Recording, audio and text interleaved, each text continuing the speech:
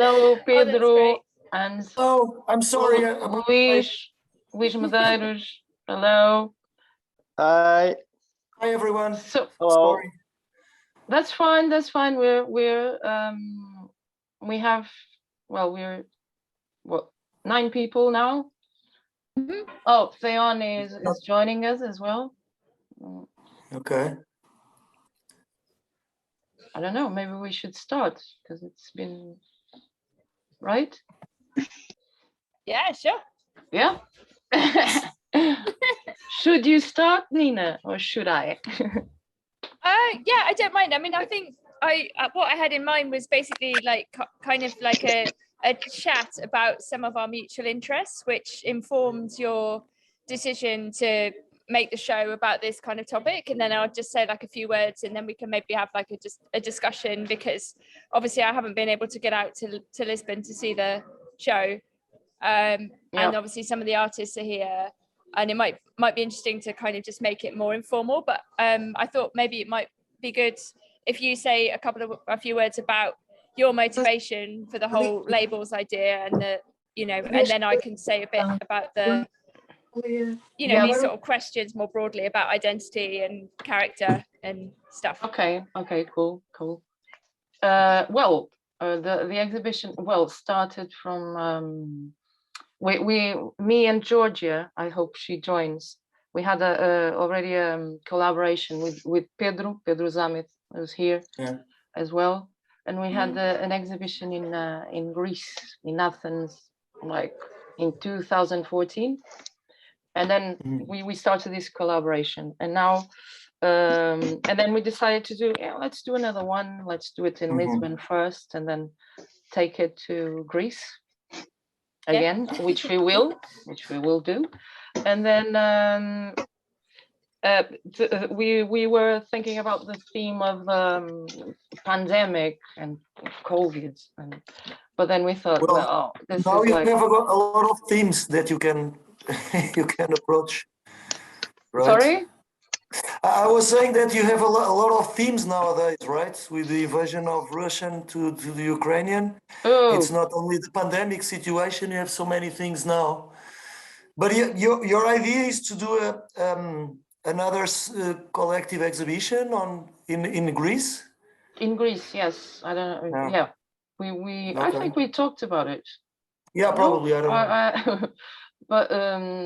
But anyway, the idea, the first idea was to do about the pandemic, but then we thought this is, we're sick of it, so we came up with this theme of stick, stack, stuck, because of the stickers and the labels people put on others, and on people and on things. And we came up, and with your help, Nina, we did a little a text about this subject. So it's either negative or positive. It can go both ways, right? This labeling people or things, because we have to archive, I guess, or to put things on, to label things, so we kind of have a communication facilitator, as a communication facilitator. And this is it. Why do we have this need to label everything and everyone? And the idea is we are not just one thing, really, but most of the artists decided to focus on people rather than things. So which is normal, because we are human. So I guess that's why it happened. So we are not just one thing, right? Nina?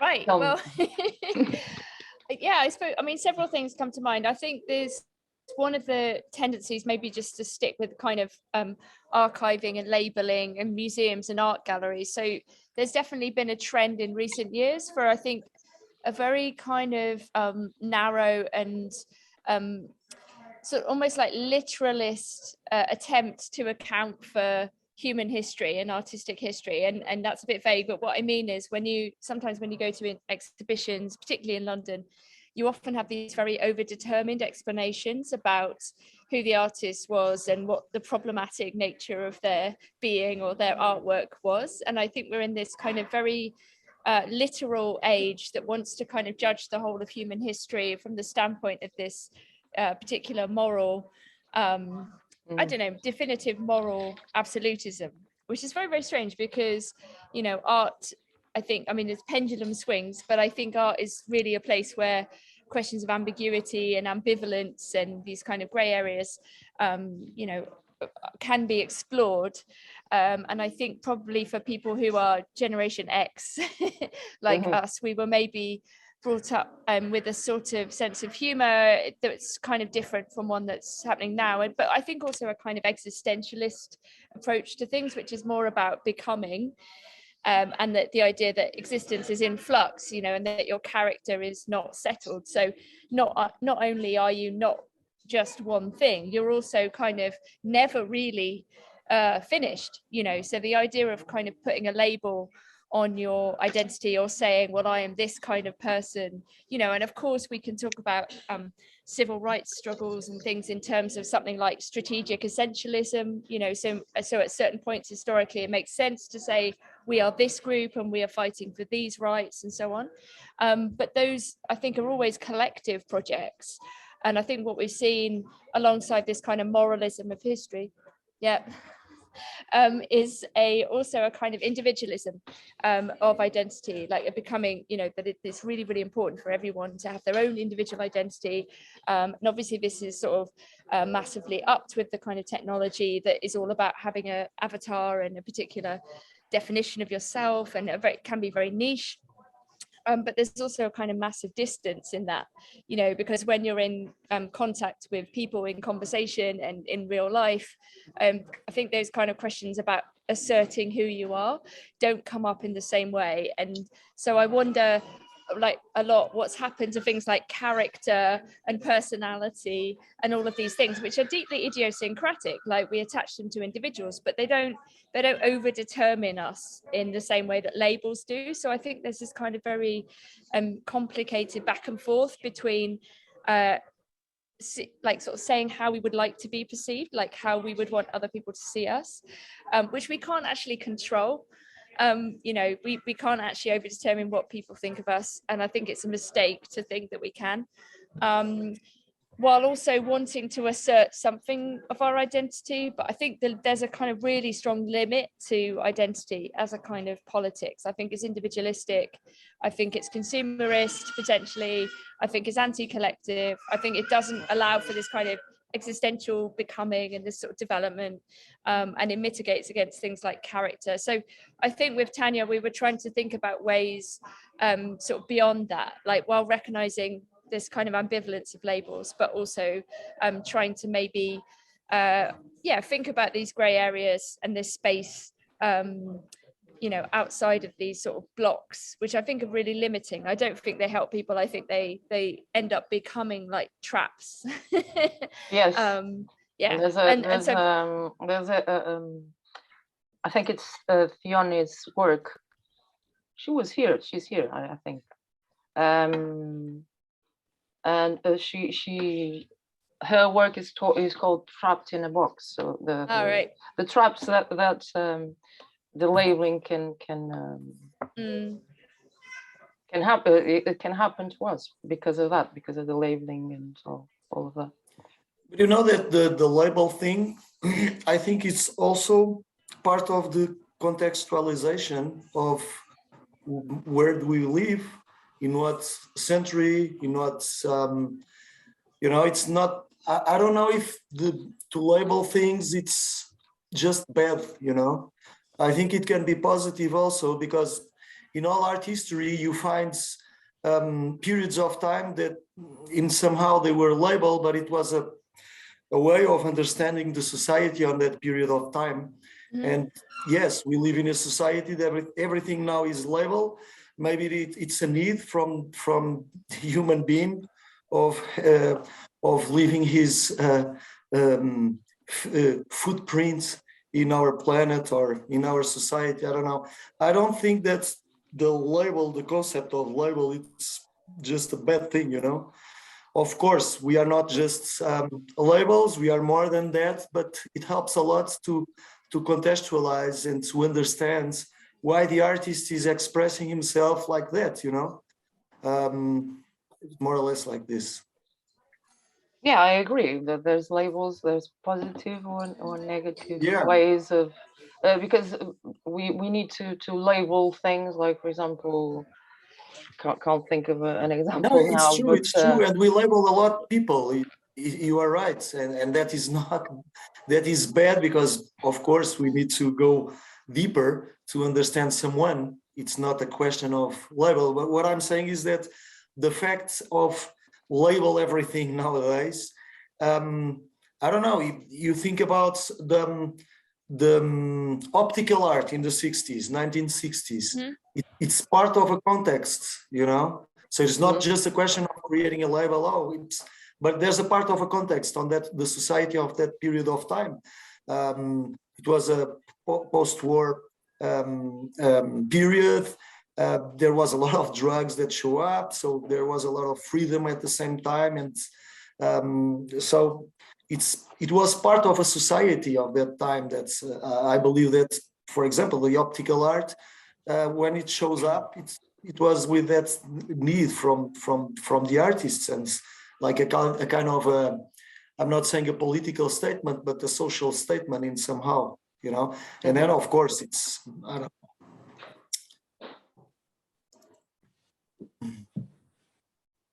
Yep. Just that. Yeah. Thanks. I mean, I think one of the things, I suppose, though, is like, you know, what are we able to like diagnose in our own time? You know, it's like all of this stuff is happening in the present, you know, and I think it's possible to kind of identify like particular currents and maybe, you know, see them as more or less symptomatic. You know, it's like, why has everything sort of tended towards identification and, you know, this idea of identity, when, like, I think in the 1990s, like when some of us were teenagers, maybe it was more like away from that, you know, like I think there was more of a movement towards the idea that like everyone was different and difference was good, and we're all here together, but you're not kind of like necessarily overdetermined by a particular label, you know, that you don't want to call yourself one thing, and that, you know, there's a kind of open-endedness and a kind of becoming, like it's a different way of seeing existence to some extent. It is a little bit normal, because everything in the last, I don't know, since the beginning of the 20th century, that everything starts to be very eclectic in art, you know.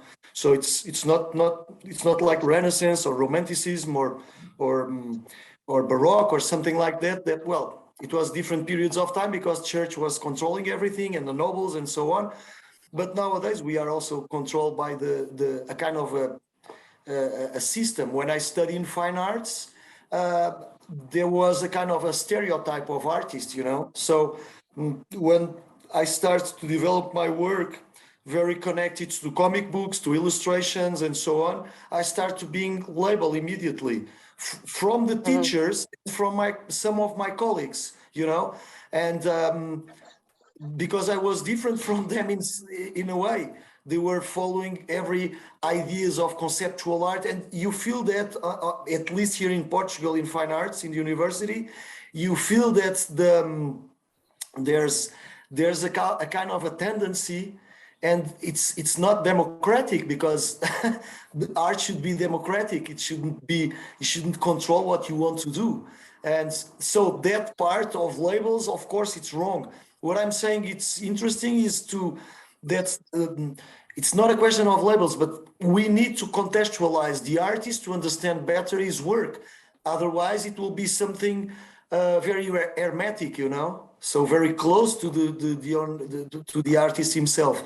But I saw that, I don't know in other countries, but I saw that there was a kind of discrimination for people who wouldn't follow exactly what the teachers were telling you, like in art history or in aesthetic or in art studies and so on, because there was a kind of trying to shape the students already with, imagine in art studies, we had 2 years, 4th and 5th year, and the contents of that subject was based on, it starts on Duchamp, and it will finish on the conceptual art and the minimal art of the 60s with Donald Judd, with Richard Long, and so on. So if you ask to the teacher, oh, I'm sorry, I would like to know people like Peter Saul or even Robert Crumb, which is a comic book author that had a solo exhibition on MoMA a few years ago. But this is the mentality here. I don't know if it's all over the Europe, but at least in Portugal, the idea of labels exists a lot, and discrimination. But I feel some need to classify, not to classify people or artists, to understand better their work. With me, it's like this, but yeah, but there's a difference, isn't there, between like a kind of more a neutral label, like to simply describe, like saying this work is by this person, it has this name, it was using these materials, and then this kind of ideological over-determining or hierarchy, right? Like saying, oh, fine art is superior to comic art, or, you know, I don't know, this work must be interpreted in this way, or we need to understand this about the artist. And I think it's the over-determined aspect that's the problem. It's when you have works that are, you know, should be more open to interpretation and are, you know, and then you have labels that are basically telling you or trying to tell you how to read them, you know, and I think this is one of the things I'm talking about, that is becoming more and more dominant and prevalent. So every time there's an exhibition, you have a kind of very, very ideological tombstone, you know, description that basically tries to tell you how to read the work, you know, which seems to be mitigating against the idea of interpretation, against a kind of gray area, and so it's not the neutral labeling. And I don't know, I think it should be, of course. You have people that do figurative arts, and they, in fine arts, when I was there, you feel immediately that there was a discrimination because you are doing figurative art, and so there's an association that figurative arts, it cannot be conceptual arts, you know. So that it's something that I hate, you know. I hate when the people say that, oh, it's a figurative art, it's very understandable, so it's not conceptual. Well, there's no association between the conceptual art and the fact that it has to be informal art, you know. And that I criticize a lot, that kind of bad labels, like Tânia was saying. I don't know. Maybe we should do an exhibition exactly about that. We have one. We have one, but more. Okay. Incisive, in you what know? terms? With these concerns. Because it's true. I don't know how many people pass on the exhibition, but it's, if you go to a museum and you propose this project or this exhibition, this collective exhibition, it's immediately denied by those people because of the labels, exactly, you know, because of the labels and the mainstream that is installed. So there's a lot of things. Well, I'm label also, but label things also, but I think we were lucky because Galeria Santa Maria Maior, I don't think it works that way, because they. No, I'm not saying about. I don't know gallery. if Hoot of course not. wants to. I'm sorry. I'm No, I'm telling just you saying.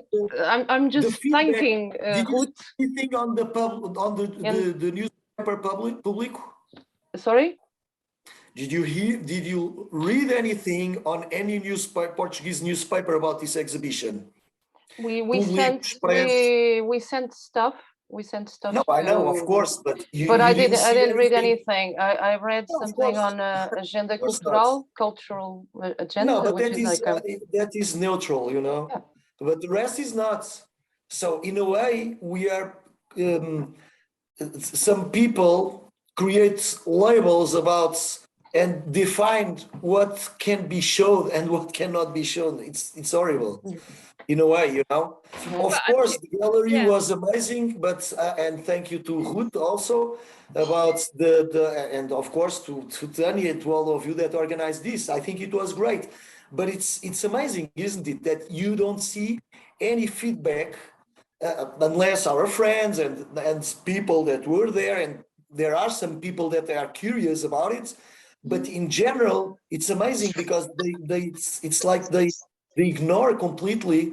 I'm talking about the main newspapers or even blogs about arts. You don't see anything. They just write about the things that they think that make sense, you know. So it's not, like I said, it's not a democratic process in all this. You know? Yeah, in terms of culture, you know, cultural yes, definitely happenings, it's always a little bit either you have you're famous or whatever, or not many people are interested, but there were people interested I think in there's this a lot of exhibition, people which is a good thing. We don't reach them. And That's I think different. we passed on a message, even if it's just for like 100 people or whatever. Of course, because we need to still have hope. No, look, Tânia, I do the things because I like it. Of course, as you can imagine, I don't care about the others. I do the things. I get involved in exhibitions, collective or solo exhibitions, because it was what I study and I like it. It's not too pleasant to be pleased to the others, but it's something that we should reflect on. You know, I'm curious about the kind of response that you have had from the people, the public you have been, and also like discussions between the artists, right? Because this show, as far as I understand it, was put together quite quickly, and you know there must have been discussions about, you know, the themes and what was included and how people have responded. Like, you know, were there many like discussions or controversies or, you know, anything like this just on the ground, you know, forgetting about the media? I mean, what people Telmo, the guy that is there every day, told me about the exhibition was that people, like every exhibition, you know, there's one piece of artwork that maybe interests more than the others, and they interact and they ask questions, and we had the stickers, the actual stickers on the walls, and that worked really well. He said that people would stick a sticker on the wall of the artwork they most liked, for example, or on the floor, and can I stick the sticker here? And instead of taking it home, they so when I went there again after the opening, I saw more stickers on the wall, but then I was like, no, maybe I'm dreaming. And then the guy that is taking care of the exhibition, he said the people were sticking stickers on the wall, and I was you know, and it's a good response, and it's a little thing, but you know, at least for me, it's curious, you know, it's that people do that and they care. I don't know if you want to add to that, or well, not to this, but I mean, did you want to? Sorry. Someone else joining. Yeah, go on.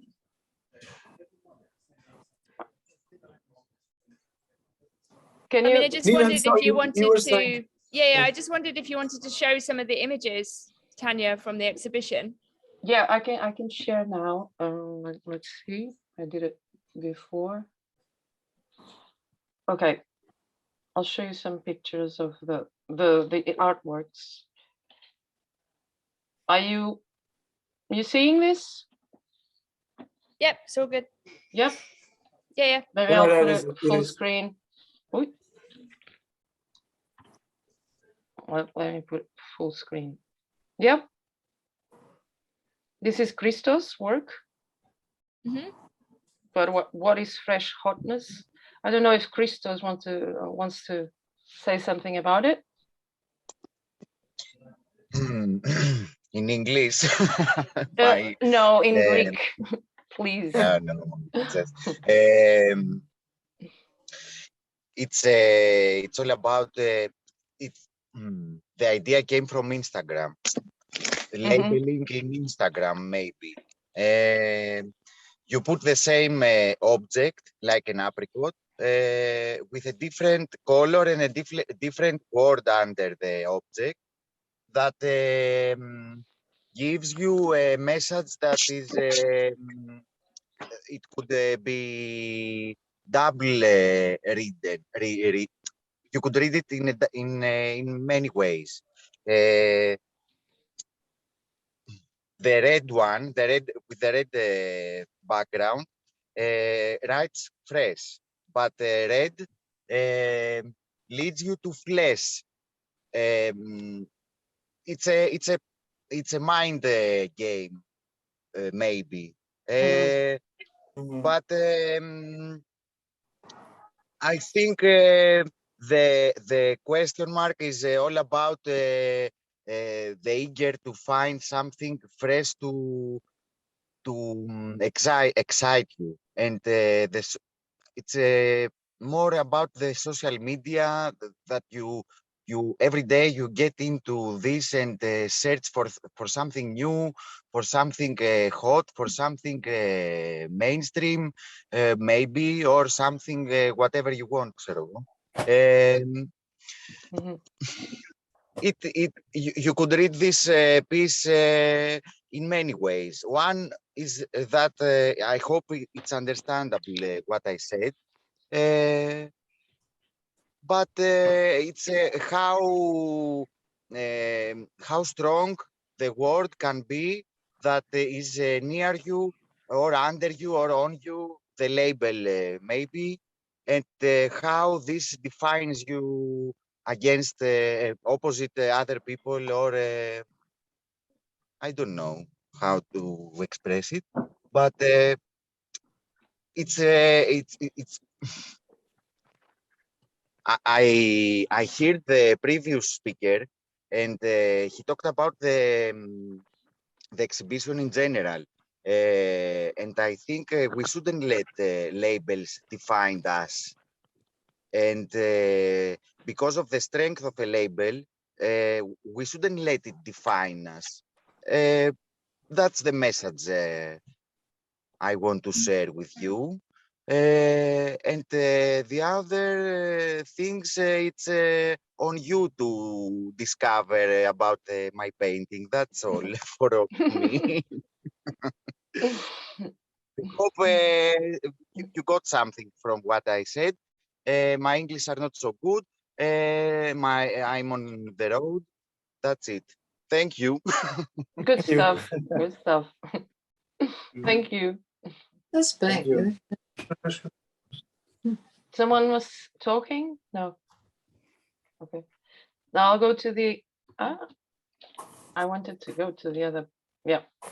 This is Eunice's work, and she kind of. But you are not sharing now. No. No. I'm not. Oh. Okay. I think you must click on the photograph now. Let me just try again.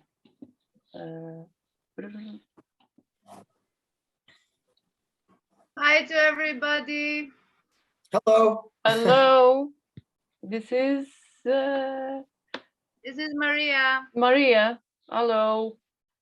Can you see the screen now? Yes. Yeah. This is I can. Maria. We're showing some of the works, or all of the works of the exhibition. This is Eunice. She's not in the meeting, but she kind of took this theme literally, and then she stuck some post-its. What you see on your right, they're post-its with some like stickers that that have some messages, and they have words on them, and they form some sentences. I don't remember what is on your left side. Do you know? On the left side is they're quinces. Sorry? They're quinces, they're marmelos. They're yeah. But they're already rotten, so not exactly rotten.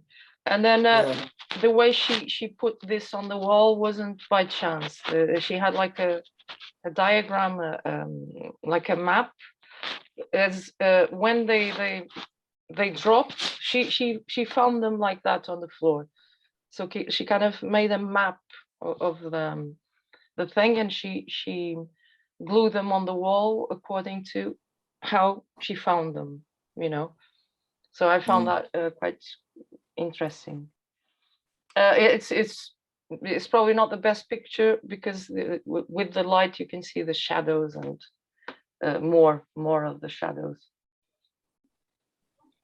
This is Georgia's work called Denial, and she kind of wrote like her message was quite ironic. She was saying labels don't stick, things like that. Now I can't really remember exactly what she said, but obviously it's quite abstract, but I found quite funny the that's why she called it denial, I guess, because she was saying something that the labels don't do, but they actually do. I don't know if I'm. But it's oil on canvas or? It's acrylic on canvas. Acrylic on canvas. Yes. But yeah, no, it's interesting. I mean, it makes me think of actually something that's often missing in the discourse around identity is like all of the insights from psychoanalysis, right? Like psychoanalysis seems to have disappeared from a certain kind of mainstream cultural discussion, you know, and with that, because in a way psychoanalysis presupposes that there are many things that we don't know about ourselves, you know. It's precisely predicated on the idea of the unconscious and the fact that we don't have access all the time directly to our desires, you know, which adds to the idea that we don't always know who we are, what we're doing, why we want what we want. Do you see what I mean? You know, so this is interesting because I think it raises this precisely this other dimension of who we are, you know, as speaking beings, as, you know, as epistemic creatures, that we know some things, but we actually don't always know who we are, right? Like, and I think this is, I don't know, I like this. I like the precisely like the ambiguity of it. Right. This is another Georgia. It's called I Am, and this was like this looks like people, the visitors thought this was rubber, but it's actually ceramics. And it's inscribed with the lyrics for the lyrics of Alanis Morissette. I'm a bitch, I'm a lover. She's not around, Georgia. This is part of the piece of Maria. Do you want to talk about it, Maria? Arrived like at 3 p.m. the day of the opening.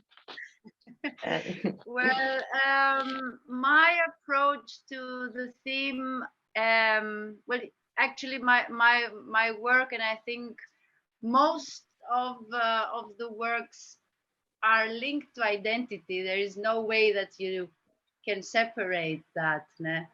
So I often work with small works that you can puzzle in a bigger piece, and I'm kind of interested in this mobility, in this flexibility, maybe in relation to painting specifically, because it's something kind of static. Né? It's kind of a statement. It's just that. So it's not a moving image. It's not changing. So I'm kind of interested in this idea of something that it's static, it's a statement, but at the same time you can change it. It's kind of our identity. You build on the relationship between being and becoming. So and of course it is an exhibition in another place. So it should be mobile in a way and flexible for the people to put it together. So I just well, the instructions were very simple. You just do as you like, as you think fits within the place. And I found it kind of interesting, the space. It has this the walls are kind of not very well painted, so it's kind of erased from previous exhibitions. Is that so? That's right. That's right. Yeah. So I think it's kind of an interesting visual comment, erasing the labels before us, and we are coming now and putting another statement out there. So I kind of find it interesting the way it fitted. Maybe it's just my narrative. Maybe it's my interpretation of these walls being like. So these are just few thoughts. I don't know. I think generally this idea of identity and labeling and all that, of course we have to deal with that in our lives and in every single day. It's kind of, for me, it's kind of a blessing and a curse. Let's put it in this way. It causes a lot of pain, I think. This idea of belonging, and this not just, maybe more finding the balance between the individual and the community. So being and I try to use that with my little simple forms. So one little square of my fake mosaics doesn't really matter, but when you see that within this whole these little things makes, for me at least, makes something interesting. So but you still need the individual. So I don't know, I mean, it's a whole kind of conversation, but I thought that the theme and the investigation that we all done has maybe we it was a chance to dig inside us a little bit and reflect on our practice and how this relates to our personality and what we do, who we are actually. So yeah, it was fun. It was fun mounting your piece because we were actually well, we kind of noticed that you probably did this on a big sheet and then you cut it in pieces, right? Because some of them no some of them were I started like a continuous thing, and then I thought, no, it's too strategic, it's very much stuck one with another, and I don't want that. I don't want one to stack with another, you know. I just want to be a little bit more free, you know. And it's good because we put it on the stairs that lead to the gallery.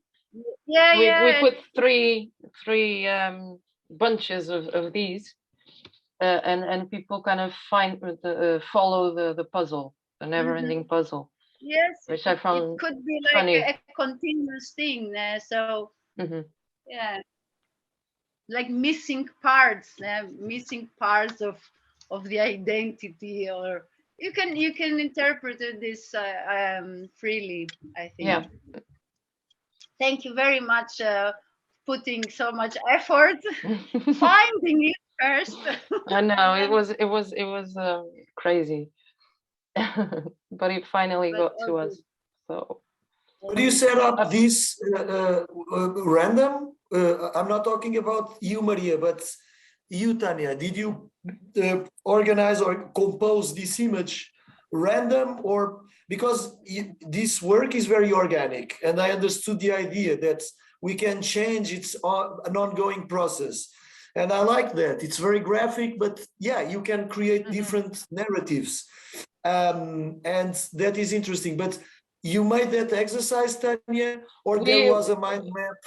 It was myself, Ruth, and two other guys that we composition. Yeah, we did it on the floor first, so we were trying to make some kind of composition that we liked or had some sense to it, and then we put it on the wall on the three. This is just a little bit of the piece, and then there's another two that on the stairs.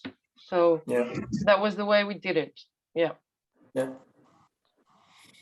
I'll go now to Nikos. Nikos is not around. I like very much this work. Yeah, he calls it "Who are you?" and the characters with the fluids kind of faces. He calls it fluids ego, something like that he described. That's a nice phrase, very much so. Yeah. liquid ego, that's what he called it. It's good. Some of the ones that are here, like the one on the right, top right, and it has had a good response. This is Raf's work. He works in collage mostly. Yeah, it's very interesting. This is Sara's work. She does lots of this is called implosion, and she was saying that it was to do with the implosion of for us to destroy within ourselves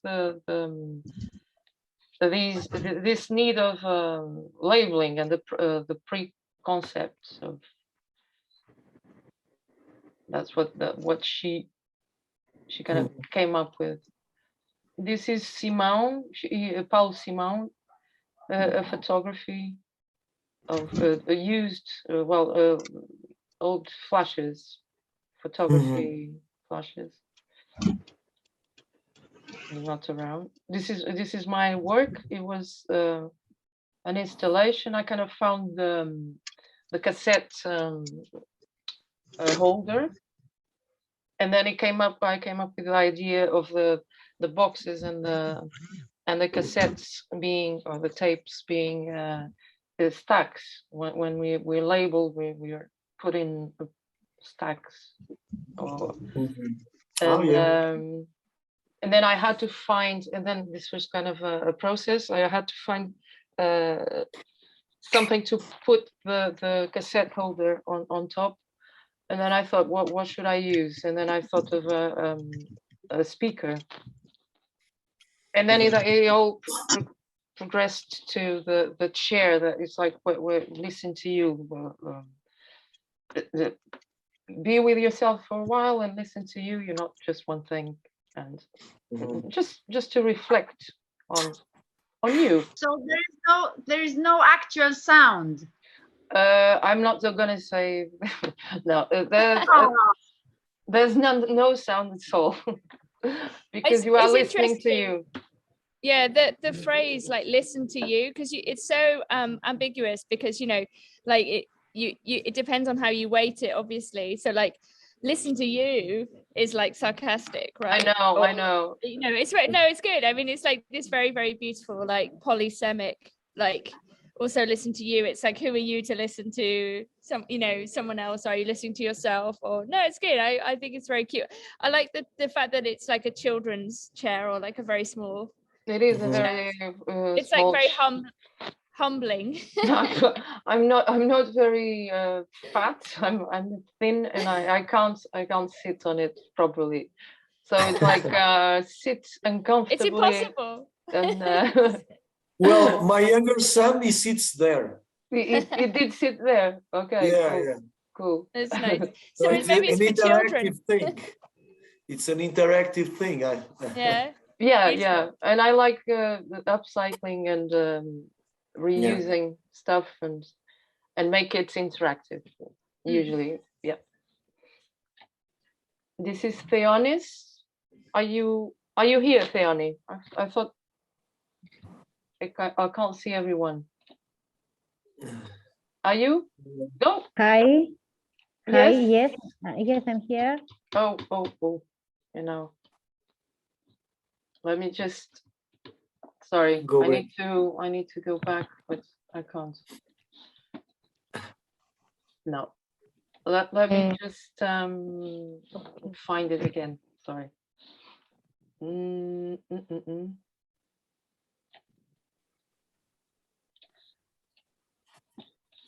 No, it's how should I go back? You know? Surely you can just I don't know, click back, scroll back. I mean, it must be possible. Yeah, but okay. There you go. Yeah, there you go. I tried and I couldn't. It was the keyboard was off. Okay. Okay. Fiona. Yes. I don't speak very nice English, but I try for it. This work highlights people's habits to stay at their box, and which is their house and really on the box, either TV screen or computer for news or daily basics. There is a thinking about how computer box or TV influence people's behavior. I draw this image that we stay in a box. We stay in our houses, and many times, like this period of about coronavirus and other problems in the world. Sometimes we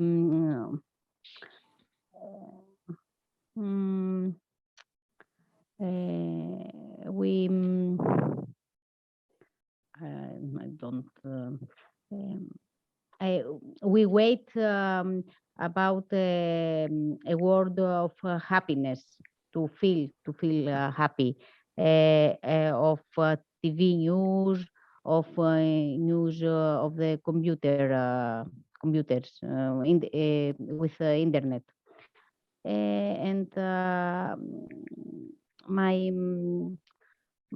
I thinking about if it make people passive. I think that yes, but I think that it do it. That does it. It does it. People pathetic. Passive, yeah. Passive, yes. Okay, and I think if people can really control their mind many times.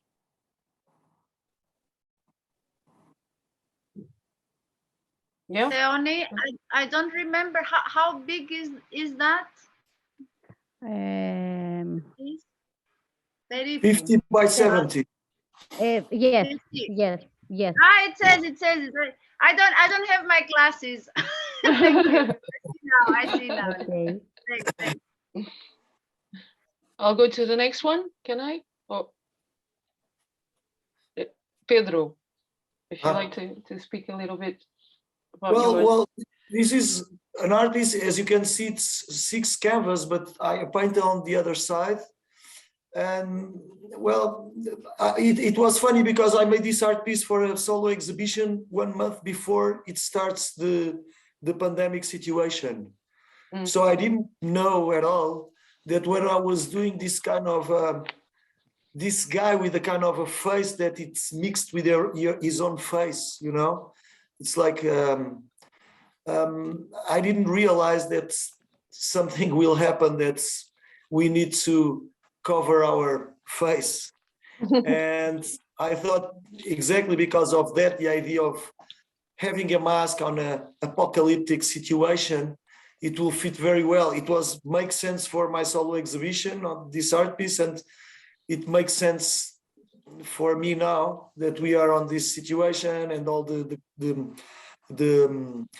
concept of the exhibition, of the idea of the exhibition. So, and the idea of painting on the other side, it was exactly that, the fact that you don't, in a way, you don't show yourself. You just see someone with, you don't see the eyes expression and you don't see the mouth expression.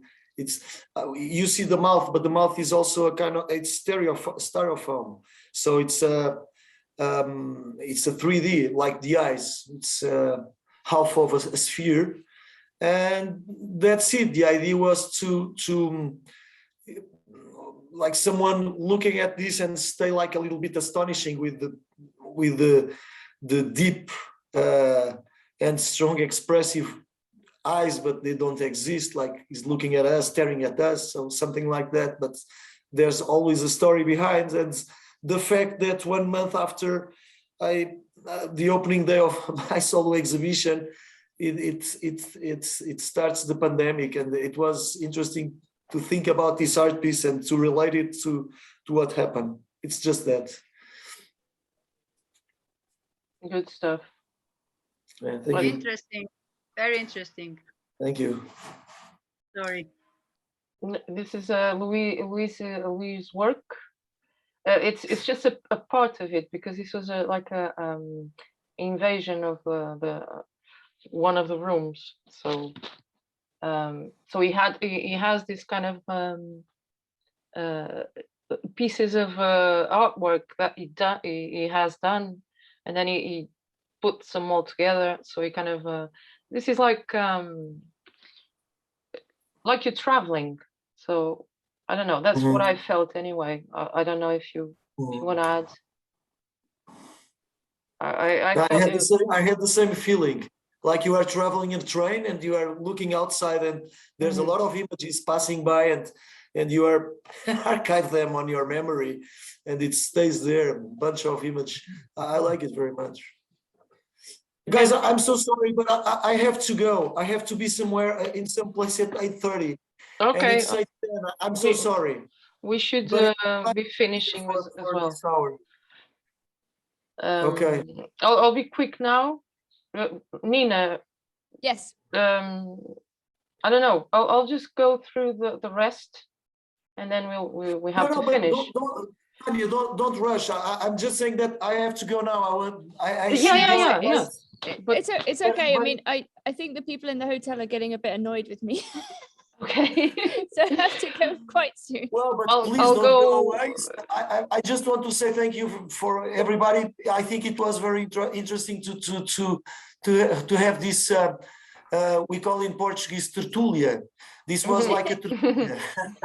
And I think it was good, and we should repeat, because it's for me, it's productive to listen to you speaking about your own work, different languages. So I think it was very interesting. It was a good art history lesson. but I have to go. I'm so sorry. Okay. No, have a good night. Have a good evening. Well, but nice to meet you all virtually. Bye. Bye. Bye.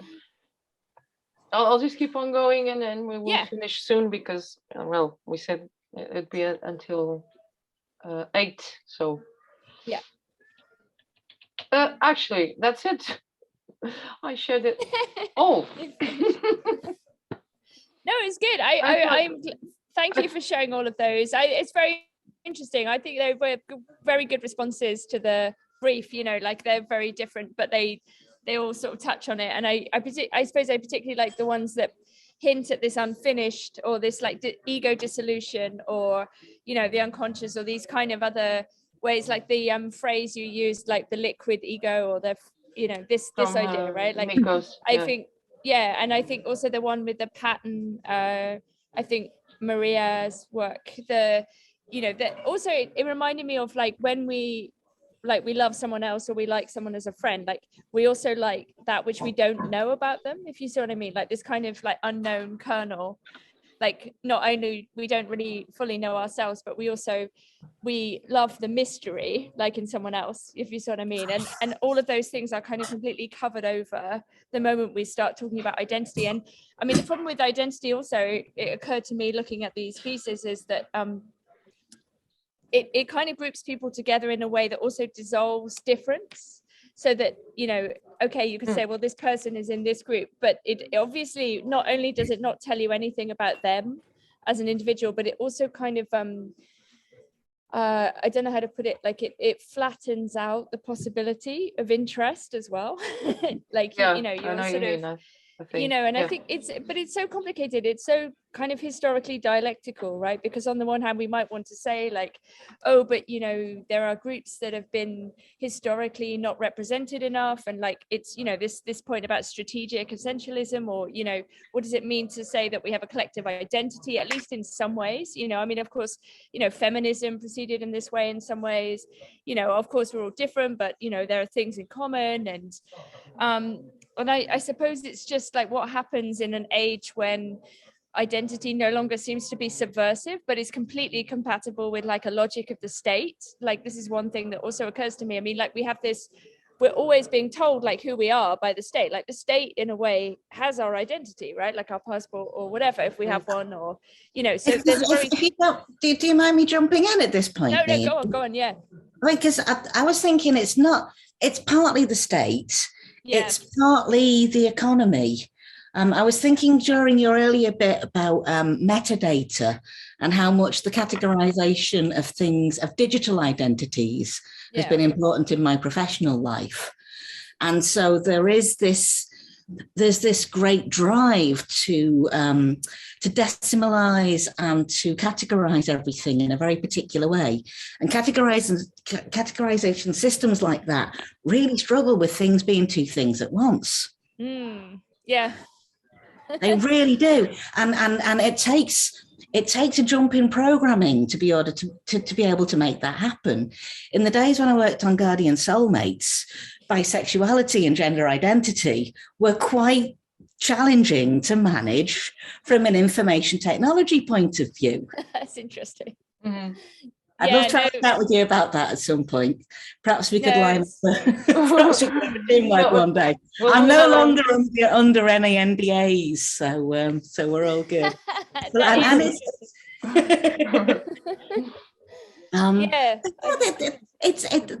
The labeling system, I think, hasn't just been encouraged by the things you've been discussing. I think the system of technology and how it's very useful to put things in numerical boxes and make them bits of data, and then having that bit of data with a whole load of metadata around it is complex, and how many flavors that metadata is allowed to have is also complex. And I think that's had quite an impact on how these things are negotiated.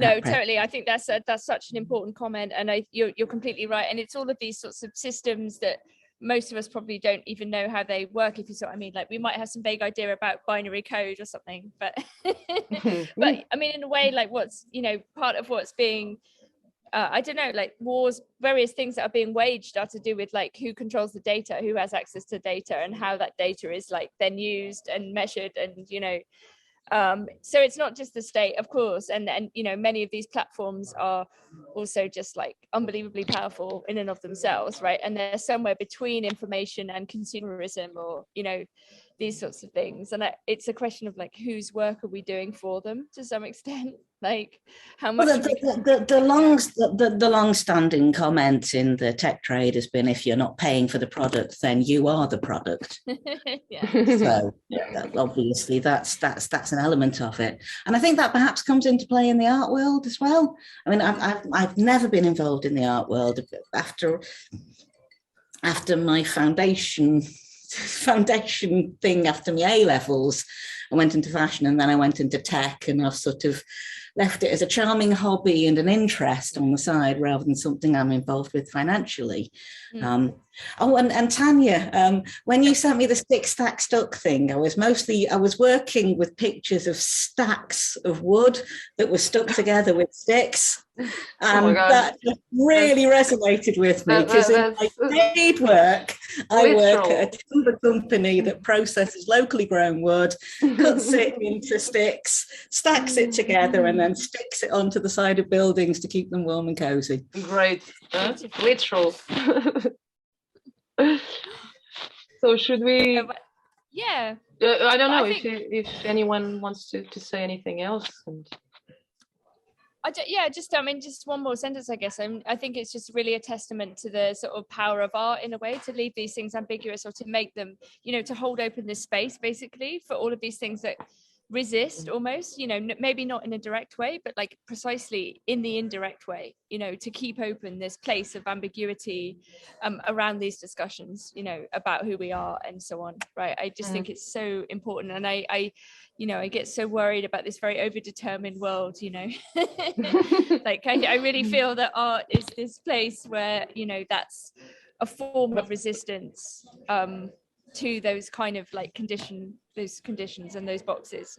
So yeah, I just wanted to say, like, thank you for Tanya for inviting me, and I wish you all the best with the show, and you know, when it moves to Greece and its continued sort of you know, existence.